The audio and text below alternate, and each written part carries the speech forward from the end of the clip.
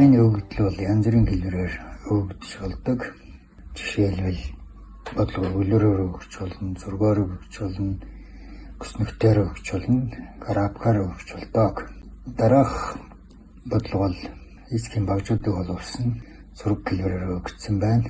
За тэгвэл энэ зурагт өгсөн бодлогын өгүүлбэрийг зохиож энэ бодлогыг бодъё. За бодлогод бол дараах өгүүлбэрийг зохиосон байна.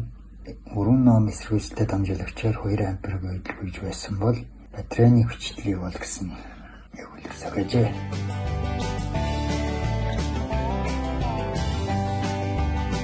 Энэ бодлогыг бодохын тулд бодлогын өгүүлбэрт өгсөн зүйлүүдэд бичих ёстой.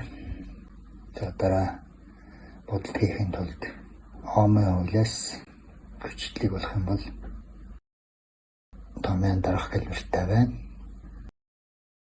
За өгүүлбэрүүдийг орлуулан бодлого хийх юм бол батарейны хүчлэл нь 6 вольт гэсэн хариу гарч байна.